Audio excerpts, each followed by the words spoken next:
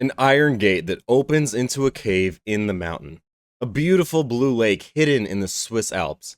A suspension bridge over a rushing river in the woods. A church marking the site of a Marian apparition in 1492. Swimming in the headwaters of the Rhine River, one of the most famous rivers in history. None of that was on the itinerary. We found it because I made one decision. I got off the interstate. All of those things occurred during my honeymoon.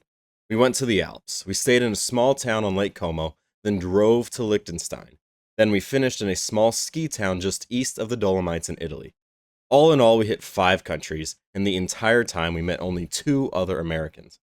I'm sure we weren't the only Americans in the area. I'm sure if I followed all the travel advice that I hear on the internet and traveled by plane or train, I would have seen countless other Americans. But I didn't do that. Instead, we saw all the things I just named and more. Why? Because I view travel differently than most people. I intentionally chose to make my honeymoon a road trip. I love to drive. And when I drive, I make a point to stay off the interstate. I don't see a car as a way to get from destination A to destination B. I see it as a way to see everything that exists between destination A and B. We stayed in 3 different places on our trip, but the best days were the days when we were driving. We avoided the tourist traps. We got out into each country, took the back roads, and stopped at anything that looked remotely interesting. We saw an old Italian town still enclosed within its 16th century walls.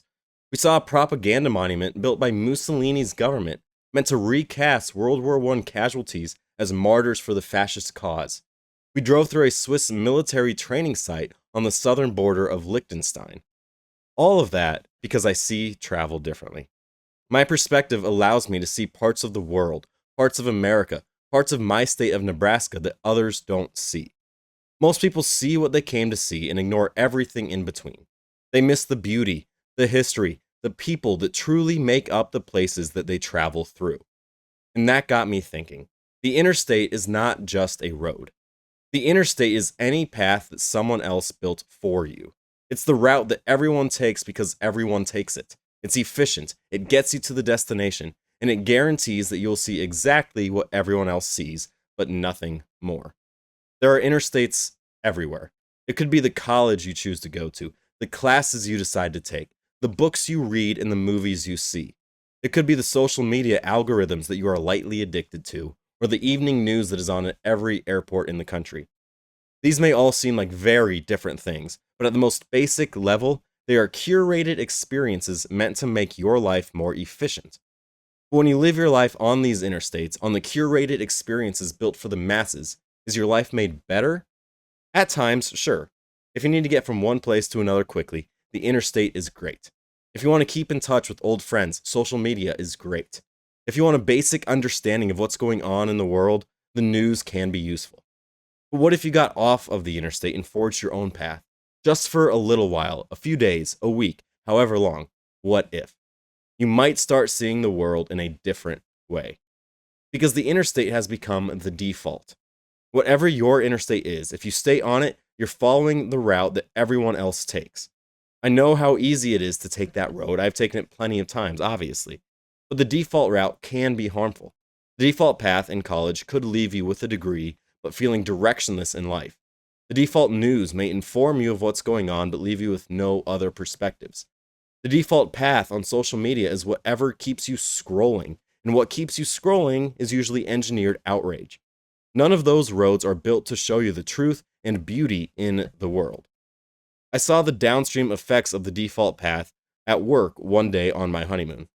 We went to Mount Titlis, which is the one true tourist destination we visited in Switzerland, just outside the city of Lucerne.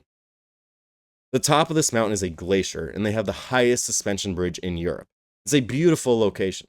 But all around me were people staging the perfect video, recording themselves walking away from the camera, twirling around, walking toward it, checking the recording, and then doing it all over again with a different facial expression. It was exhausting to watch. But I understood it. When you've traveled that far, you want proof that you were there. You want to let all those who follow you on social media see the cool stuff that you did. But those people missed the beauty around them. They missed the glacier. They missed the mountain.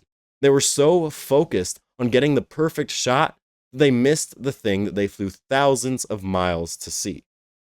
Those people were on the interstate.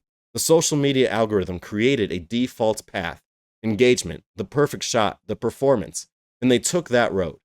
Most people never think to get off of it. What they missed is what I found every time I've taken the back roads. The beauty in this world isn't hidden. It's right there, but you have to choose to see it. You have to choose to get off the default path. Get off the path that rushes you to the conclusion. Get off the path that tells you what to be angry about before you've even looked for yourself. Choose the path that forces you out of your comfort zone, the one that forces you to see everything the default route makes you miss. Any road that closes your mind to what's actually out there, leave it behind. For me, it led to a honeymoon unlike any I've ever heard described. An iron gate in the mountain, a bridge over a rushing river, a swim in the headwaters of the Rhine. All of that because I got off the interstate. Subscribe and like the video for more from me. I'm trying to build a brand based on honest, reasonable takes and not the performative outrage that you get from so many online these days. If that resonates with you, subscribe and head to my Substack to get new releases emailed directly to you. With that, I'll see you next time. Thank you.